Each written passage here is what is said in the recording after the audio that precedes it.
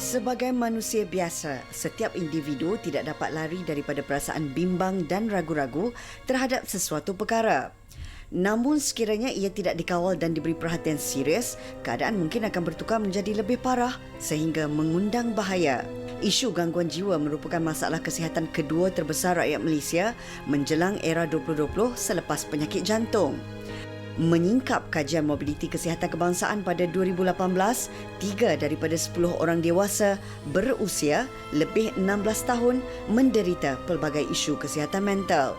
Terdahulu seorang wanita berusia 37 tahun dan juga ibu kepada 3 orang cahaya mata mengaku bahawa dia sendiri pernah mengalami perubahan emosi yang ketara semenjak suaminya mula disyaki bermain kayu tiga.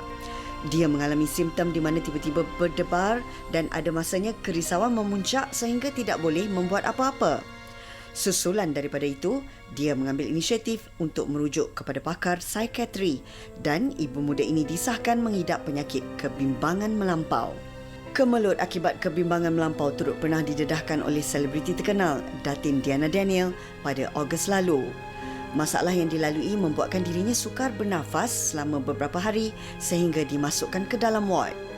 Menurut pakar, sikap keprihatinan ahli keluarga dan orang sekeliling terhadap mereka yang berhadapan dengan tekanan dan gangguan jiwa sedikit sebanyak mampu membantu golongan ini daripada membuat keputusan di luar jangkauan atau mengancam nyawa mereka sendiri. Namun masih ada sebilangan masyarakat yang tidak bertanggungjawab, berpendapat bahawa golongan ini kurang ilmu pengetahuan dan tiada pegangan agama hingga menyebabkan mereka menjadi gelisah dalam menghadapi tekanan. Sejauh mana kebenarannya? Jika tidak dipandang serius, boleh mengundang bahaya, boleh mengancam nyawa juga. Dan itu yang akan kita bincangkan hari ini, ubat gelisah jiwa dari sudut agama dan juga sudut kesihatan. Ya, Fatin? Dan kita bersama dengan dua tetamu istimewa kita di studio. Tetamu pertama kita iaitu Profesor Madya Dr. Amir Sidi Amir Nordin. Terima kasih kerana bersama dengan kita hari ini. Dan juga bersama dengan siapa yang tak kenal, pendakwah bebas, Ustaz Muhammad Hanafiah Abdul Malik atau lebih mesra dikenali sebagai Ustaz Hanafi. Okey, baiklah Prof dan Ustaz, selamat Hari Raya. Selamat Hari Raya. Kembali di studio ya, daripada kita selalu tengok di video call saja, Prof. Prof sihat ya? Sihat. Okay, Ini kena bersyukur dapat sampai kat sini ni. Itulah. Ustaz sihat, Raya okey? Sihat dan saya ucapkan kepada TV3 dan staf kru semua selamat ulang tahun ke-36. Terima kasih banyak-banyak Ustaz. Okey, baiklah Prof. Selaku pakar perunding kanan psikiatri Universiti Malaya, Prof. Bila kita berkata mengenai perkataan gelisah itu sendiri boleh membuatkan kita rasa gelisah sebab rata-rata semua orang pernah mengalami situasi itu. Kita selalu berkata yang kita stres. Stres boleh menyebabkan seseorang mengalami kemurungan. Kemurungan boleh menyebabkan seseorang mengalami anxiety. Tapi mungkin Prof sendiri boleh kongsikan bila seseorang itu mengalami kegelisahan, apa yang sebenarnya berlaku dalam badan mereka, fikiran mereka, situasi itu? So, yang pertama tu kita kena bezakan antara kesihatan mental dan juga penyakit mental. Ya. Okey. So, kesihatan mental ni kalau kita tengok dari segi definisi dia melibatkan situasi di mana individu itu tidak dapat mencapai tahap potensi diri dia. Dan di samping itu tidak dapat menangani stres, tak dapat bekerja secara produktif dan yang terutamanya tak dapat memberi balik kepada komuniti atau masyarakat. Okey. So bila ada kekangan dari segi situ yang bukan disebabkan oleh isu kesihatan fizikal, maka dia dalam teritori kesihatan mental. Kita mungkin ada simptom-simptom gelisah yang biasa kita dapat. Okay. It's normal to feel anxious. Ya. Contohnya kalau dalam zaman PKP ni ataupun PKPB ni memang ramai yang gelisah, tapi itu mungkin tahap normal memandangkan situasi sekarang ni memang berbeza daripada dulu. Sehingga kan Dr. DG 2 hari lepas kan mengatakan bahawa ada banyak phone call kepada yang nombor 51599 dan juga nombor yang kerajaan untuk isu-isu kesihatan ni.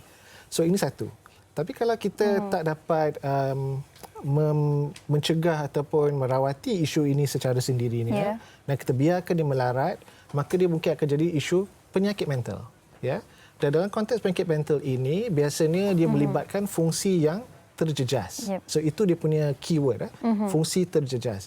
So kalau kita dalam tadi kalau kita tengok segmen tadi dia kata banyak simptom-simptom kegelisahan. Contohnya dia ada simptom mental dan juga simptom fizikal. Fizikal ni mungkin dari segi apa dia panggilnya jantung berdegup, susah nak bernafas, berpeluh, ya. rasa nak pitam. Ini kesihatan simptom fizikal. Kesihatan dari segi psikologi atau mental ni rasa cemas tak menentu ataupun tak ada sebab ya. So maka kalau kita tak mencegah isu ni, maka dia boleh menjadi penyakit di mana tidak dapat berfungsi disebabkan oleh masalah ni. So dalam kegelisahan tu sendiri pun penyakit ni ada berbagai. Kalau kita dengar tadi yang kita tengok selebriti Daniel tu kan, sounds like panic disorder. Itu satu merupakan salah satu penyakit mental. Kebimbangan melampau ataupun generalized anxiety disorder satu lagi ya. Ketiga tu mungkin social anxiety. So dia ada berbagai-bagai dalam penyakit mental ini, tetapi jumlah ni kurang. Yang banyaknya di sini. Dan di sini kita boleh mencegah sebelum kita perlu merawat. Itu yang penting tu.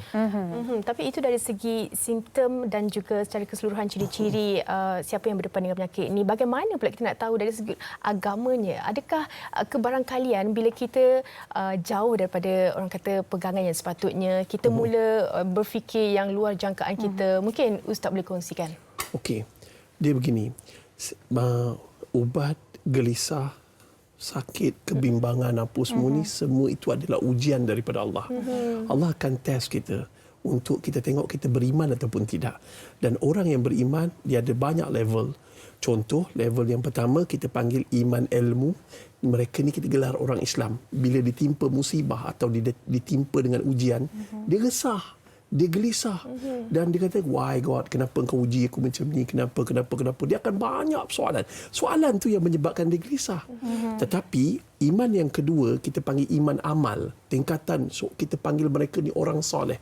Bila ditimpa musibah, ujian, dia gelisah tapi dia bersabar, cool down, and then dia berdoa, minta Allah. Orang yang minta pertolongan dengan Allah daripada sabar dan solat. Dia maka kita panggil dia orang soleh. Level iman yang ketiga kita panggil iman hakul yakin ataupun orang mukmin. Level yang lebih tinggi. Orang mukmin ni bila ditimpa musibah dia redha. Dia bukan sekadar sabar. Sabar is defensif. Dia bertahan. Sabar. Takut sabar. Takut kena buang kerja. Takut tak ada duit. Takut suami curang. Takut COVID. Takut ni. Semua takut. Panik. And last kali level yang paling tinggi adalah level orang-orang yang kita panggil bertakwa. Kan bulan puasa untuk lahirkan manusia bertakwa. So takwa ni apa dia? Dia untuk menghilangkan perasaan takut, bimbang apa semua. Dia punya bila ditimpa musibah, diuji oleh Allah Ta'ala, dia relax, dia tenang. Apa formula dia? Dia senantiasa syukur dan juga zikirullah. Syukur dan zikir ni memang ubat yang dari sudut Islam untuk mengatakan. Syukur ni apa? Dia think big. Bila ditimpa musibah, katalah COVID datang melanda, business dia going down, dia relax. Dia kata, Alhamdulillah. Time to rest. Relax. Okay. And then dia zikir. Zikir ingat Allah. Jiwa tidak akan tenang kalau kita tidak berzikir kepada Allah. Contoh macam ikan akan mati tanpa air, hati akan mati tanpa zikir. So relax. Ada banyak alternatif. Itu untuk round pertama. Penerangan yang cukup cantik saya kira Ustaz dah berikan di awal-awal ni. Tapi Prof, tadi Prof berkata yang apa yang kita rasakan sewaktu COVID ni lah, kan kita risau, bimbang adalah normal. Okay? Tapi saya sempat berborak dengan kawan-kawan yang mengalami kegelisahan, yang juga mengalami kemurungan sehingga menangis. Tangan bergetar, tidak tahu macam mana nak mengawal, dan mereka hanya berdoa sajalah. Jadi mungkin Prof boleh kongsikan tahap kegelisahan yang mana yang dikatakan sudah ekstrim, yang perlu diberikan perhatian dari segi kesihatan? So yang pertama tu macam kita bincangkan tadi itu, simptom-simptom saya bincangkan tadi, semua akan mengalami simptom tersebut ya. Tetapi apabila situasi di mana fungsi terjejas, dan fungsi itu boleh dari segi yang awal ni fungsi diri sendiri, tidur terjejas contohnya ya. Cepat marah, biasanya dia tenang tapi dia cepat marah. Apa dipanggilnya, terapat berfikir dengan baik ya. Ini merupakan sudah ada simptom-simptom awalan bahawa simptom dah sedikit terjejas. Maka di sini kalau tak ada cara untuk menangani, maka bolehlah meminta bantuan. Dan bantuan dia pun ada peringkat-peringkatnya juga ya. Mungkin pada awalnya mungkin nasihat dari kawan-kawan ataupun daripada keluarga satu bantuan. Tetapi kalau tak dapat menangani isu itu sebegitu, bolehlah pergi ke bantuan profesional kaunselor contohnya, psikologis, tak perlu sampai ke tahap doktor perubatan psikiatri ini lagi. Cuma di peringkat pertama, dua itu pun dah memadai. Kadang-kadang berjumpa dengan ahli agama pun satu bentuk mencari bantuan. Ya. Because masa itu tahap fungsi tak terjejas sehingga tak dapat berfungsi langsung. Masih ada fungsi, cuma dah terjejas sedikit. Tapi kalau kita biarkan kegelisahan tu mula memasuki diri tanpa apa-apa kawalan, maka dia akan, fungsi itu akan lebih terjejas sehingga tak dapat bekerja, tak dapat berfungsi sebagai suami atau isteri ataupun ahli keluarga dalam keluarga itu sendiri, tak dapat berfungsi sebagai ahli dalam masyarakat. Maka pada peringkat ini kita akan lihat simptom-simptom yang lain. Ya. Contoh yang simptom kita bincang tadi itu dah jadi walaupun isu tu tak ada. So maka di sinilah mungkin individu ini mengalami penyakit kegelisahan tersebut. Dan biasanya dia bukannya sekali datang, dia kena berterusan untuk satu jangka masa yang panjang.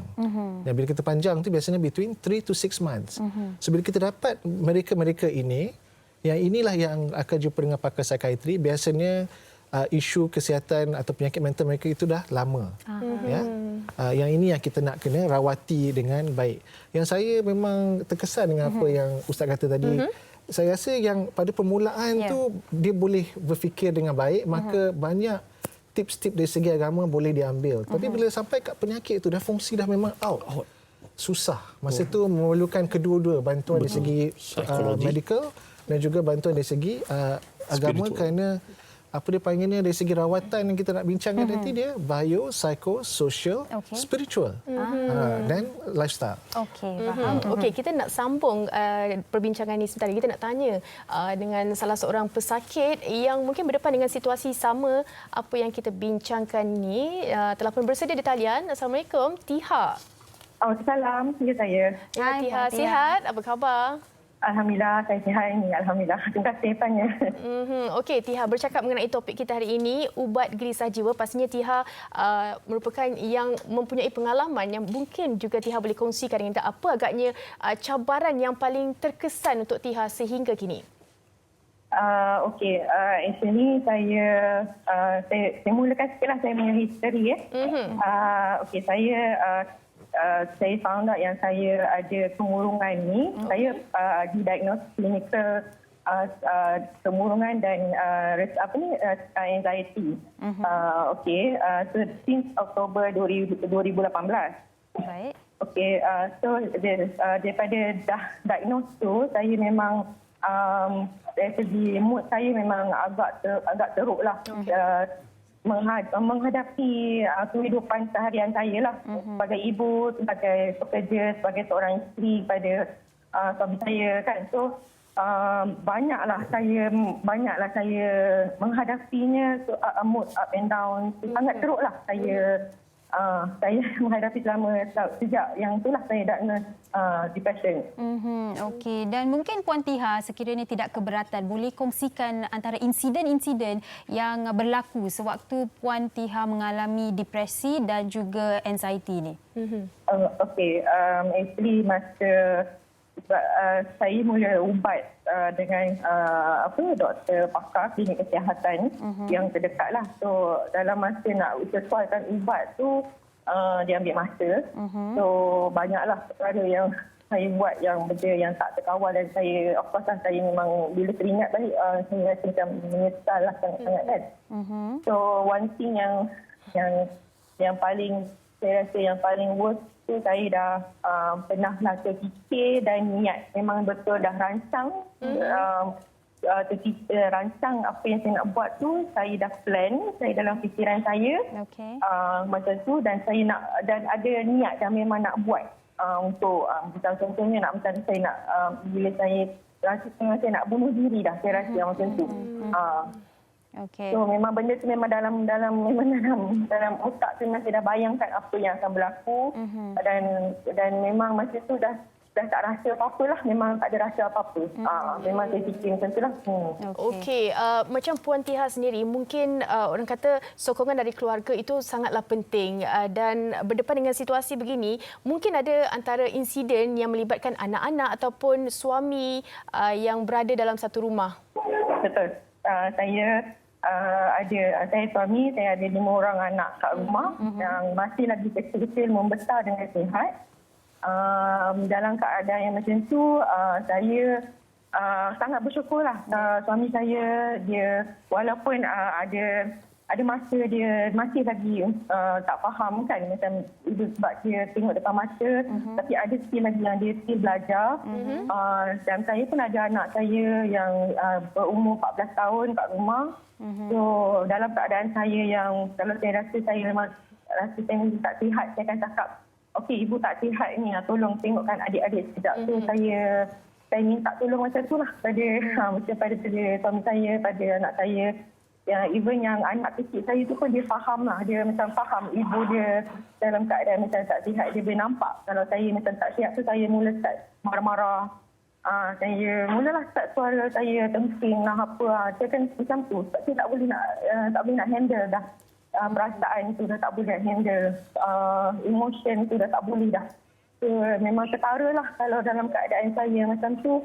Saya terus lihat yang agak teruk lah macam tu. Okey, jadi Puan Tiha sememangnya seorang yang dapat mengawal situasi itu, seorang yang kuat. Dan di sini kami nak tanya Puan Tiha sendiri. Sekiranya Puan Tiha ada apa-apa soalan yang ingin ditujukan kepada Prof dan juga Ustaz. Silakan. Boleh. Actually, saya tak sure mungkin pada Prof. Okey. Sebab saya pun ada, macam mana kita nak explain, bukanlah saya bukan nak minta explanation, cuma betul ke depression ni actually kaitan dengan perasaan. Maksudnya macam bila kita dalam keadaan macam tu, orang keliling kita dia akan control your emotion. Macam tu lah. Okay. So, minta tolong Prof kalau dapat explain pada untuk saya actually clarify lah yang tu. Okey, baiklah.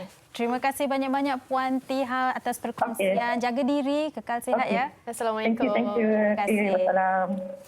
Itu tadi Prof. Sedikit ada ruangan untuk Puan Tiha bertanyakan soalan. Mungkin Prof boleh jelaskan. So I think yang pertama itu let's go back to soalan Sugita mula-mula tadi ya. Kaitan antara kegelisahan dengan kemurungan. Because tadi kita dengar Puan Tiha on the story, dia ada kedua-duanya sekali. So macam saya bincangkan tadi, kalau sampai ke tahap dah penyakit kegelisahan tu dan tak dapat mendapat rawatan ataupun apa-apa bantuan, kadang-kadang kita berjumpa pesakit itu dalam keadaan kemurungan. Ya, mula-mula dia gelisah tetapi dia dah jadi tahap murung. Bila kita rawat murung itu, kegelisahan dia akan menonjol. That's the first thing. So bila kita berjumpa dengan pesakit sebegini, dia berbeza dengan penyakit orang yang berpenyakit kemurungan sahaja. Because dia tak ada elemen kegelisahan tersebut. Dan biasanya kalau ada kedua-duanya lebih perit untuk kita merawati, dan juga kepada pesakit pun lebih perit kerana bila dia punya mood dah lifted, kegelisahan dia datang balik ke depan. Ya. So kalau kita balik kepada soalan yang ditanya tadi, adakah dia berkenaan dengan perasaan? Kalau kita dah sampai kepada tahap kemurungan klinikal, bermakna individu itu mempunyai simptom-simptom tertentu yang berkekalan untuk sekitar jangka waktu, biasanya 2 minggu hingga lebih, ya. Dan pada masa itu dia tak dapat berfungsi, maka dia dikategorikan mungkin dalam keadaan kemurungan klinikal. Bila kita dalam keadaan sebegini, ini bukan dalam keadaan kemurungan bila kita girlfriend break off dengan kita, ya, ataupun kita kehilangan kita punya bag tangan contohnya, ya, kita rasa oh my god I've lost it kan. Tak, ini dalam keadaan what I normally like to say, it is a sense of being. Keadaan di mana individu itu merasa murung dari segi simptom fizikalnya dan juga simptom emosinya, sehingga kalau ada benda baik berlaku pada dia pun dia tak dapat menerima benda yang baik itu. It's a sense of being. So pada masa ini biasanya simptom-simptom lain kegelisahan, kemurungan itu akan menonjol. Susah untuk berfikir, ya. Rasa tak berguna. Rasa apa dia panggilnya, tak ada apa-apa benda untuk dia. Dan maka pada masa inilah juga kadang-kadang walaupun sewarak macam mana pun, terfikir atau terdetik bahawa mungkin dunia ini tidak memerlukan saya lagi. Ya, so pada masa itu, kat pendapat saya lah, individu itu mungkin kehilangan kewarasan sedikit. Ya, because he's lost the sense of reality testing tu. Dan itulah kita kadang-kadang kita risau pada tahap ini. Dan kalau kita tengok balik kepada kemurungan juga, seperti tadi ditanya, adakah peringkat-peringkatnya? Dia ada mild, moderate, severe. Dan pada pendapat saya sebagai orang Islam juga, dan juga masyarakat timur, ya, kita memang tak begitu menerima dari segi diri ini nak mencederakan diri sendiri. Ya. Sebab kalau kita dah terfikir, terdetik, tertanya-tanya diri kita adakah boleh atau tidak, saya rasa itu dah peringkat moderate to severe dah. Okey. Because biasanya kita punya naluri ini memang tak nak menerima benda macam ni. So bila dah sampai kat level macam itu, kita dah peringkat kemurungan moderate to severe dan pada masa ini memerlukan rawatan yang lebih lanjut lagi. Okey. Kalau pada awalan ni masih boleh dirawat dengan bantuan ahli agama kita, apa dipanggilnya kaunselor dan psikologis. Tapi bila sampai ke peringkat sebegini, saya rasa lebih selamat, ya, pergi ke pakar-pakar di hospital supaya boleh mungkin di-wardkan kalau perlu ataupun at least dibantu dari segi situ. Okey, baiklah. Ustaz, saya kira Ustaz pun ada sesuatu yang ingin ditakut tambah kepada apa yang Prof kongsikan, daripada apa yang Tiha kongsikan tadi. Mungkin Ustaz boleh kongsikan dari sudut agama, bagaimana seseorang boleh membantu diri mereka dalam situasi begitu perit, begitu susah. Okey. Saya ucap terima kasih pada Prof sebab banyak saya belajar hari ini daripada Puan Tiha kerana berani. Berani bukan senang. Share benda-benda yang kritikal macam ni. So saya cuma nak beritahu pengalaman saya.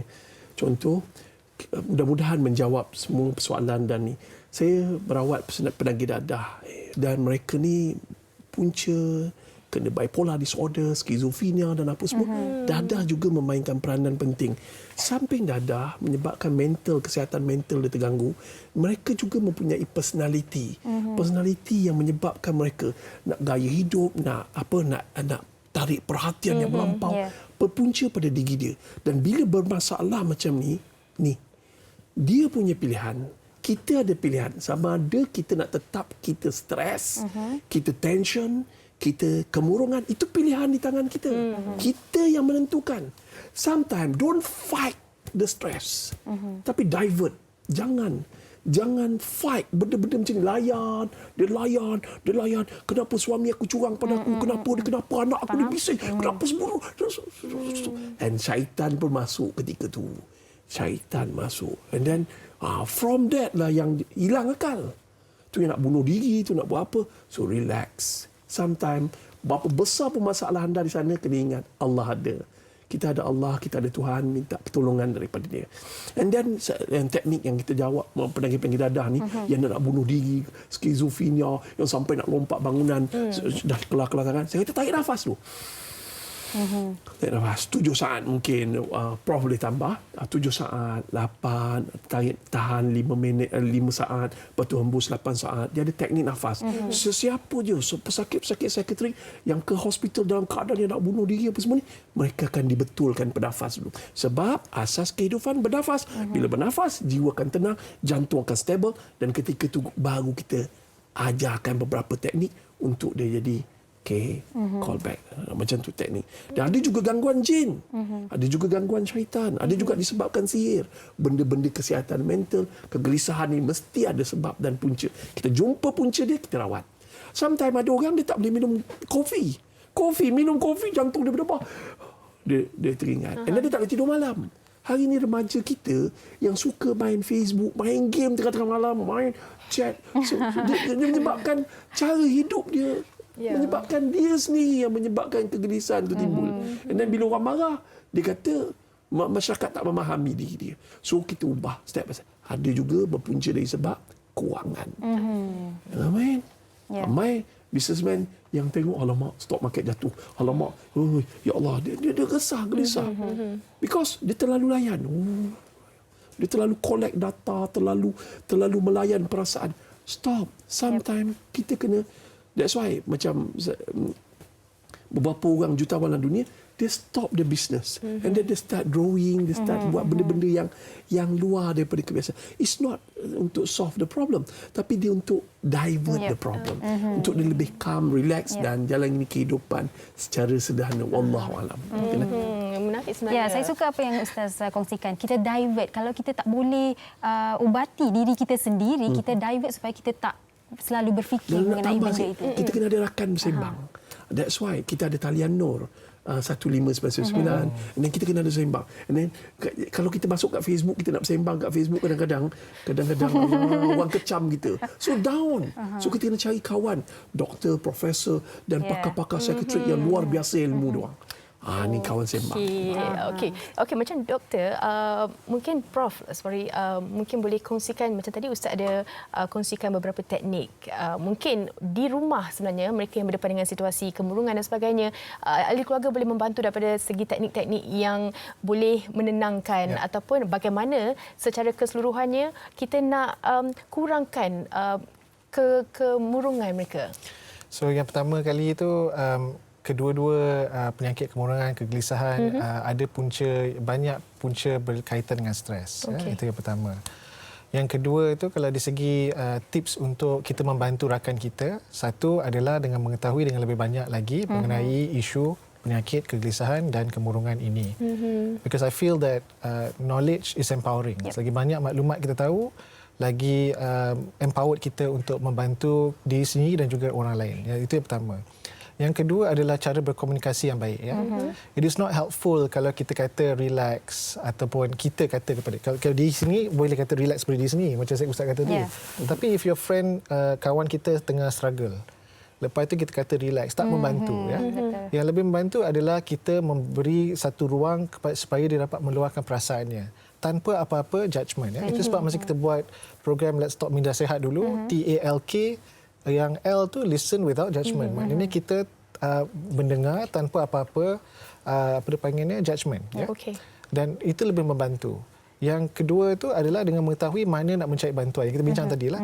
Kalau kita tak mampu, kita dah kasih sedikit nasihat, kawan kita masih lagi dalam keadaan atau keluarga kita masih dalam keadaan resah. Kalau kita mengetahui mana bantuan-bantuan yang ada, lebih membantu kepada individu tersebut. So these are the some small things yang kita boleh buat untuk kawan-kawan kita ataupun keluarga kita pada masa ini. Menarik doktor berkata kita perlu mencari kawan untuk berkomunikasi yang tidak akan orang kata menilai kita.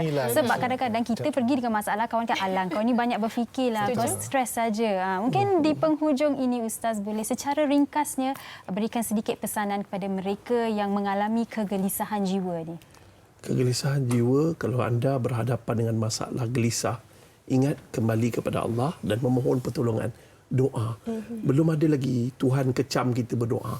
Tapi kalau kita berdoa kat Facebook memang kecam. Tapi kita doa, ya Allah, I need your help. Please, ya Allah. And then dalam doa dia ada hope. Harapan. Kadang-kadang kita dah tak ada harap.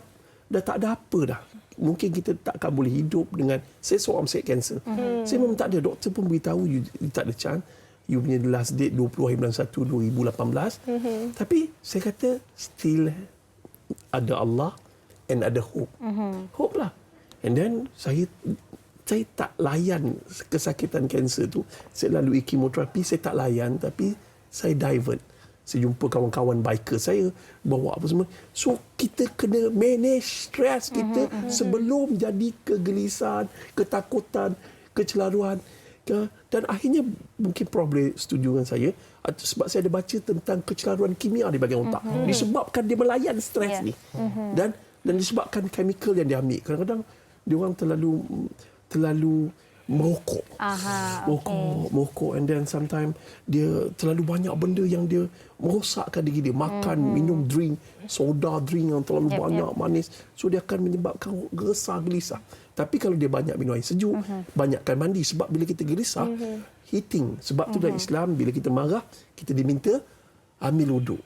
Duduk daripada berdiri, duduk, baring, tak boleh, ambil uduk. And then cool, warm your body. And then menenangkan, cool your mind. Wallahu a'lam. Okey, untuk Prof pula sedikit di hujung ini, pesanan buat mereka yang mungkin tertunggu-tunggu mengenai apa agaknya yang paling penting mereka lakukan. I think yang paling penting yang selalu kita sering sarankan kepada semua penonton, terutamanya untuk menjaga kesihatan mental kita tanpa ubah-ubatan. Contoh dia, maknanya kat peringkat sini yang kita bincang tadi, bukan peringkat sini berjumpa dengan saya. Kalau boleh kita nak cegah di sini. Yang pertama, pastikan bahawa rutin tidur bagus. Itu penting. Gelisah atau murung ataupun bipolar atau skizofrenia yang telah Ustaz katakan tadi, yang satu bantuan yang membantu banyak sangat adalah rutin tidur yang baik. Yang kedua adalah pastikan bahawa anda at least ada sedikit exercise. Disarankan biasanya lebih kurang 120 minit seminggu. That's about 30 to 20 minutes per day, about 2 or 3 days in a week. Ya, contohnya. Yang ketiga adalah pemakanan yang sihat. Ya. Kalau makanan bergula yang banyak, selain daripada diabetes, dia juga boleh menaikkan mood. Tapi bila dia ada gula crash, dia akan menurunkan mood. Ya. Kalau kita makan beberapa jenis minuman atau makanan, mungkin akan menyebabkan simptom-simptom lain yang kalau kita ada apa dipanggilnya sedikit probability mendapat penyakit ini, dia akan meningkatkan lagi. Ya. Itu yang tiga yang saya rasa penting. Yang last sekali adalah self-care. So self-care adalah apa-apa aktiviti yang kita niatkan untuk membantu mengurangkan stres, membantu dari segi kesihatan fizikal dan mental. Maka kita sarankan bahawa kita selalu membuat self-care.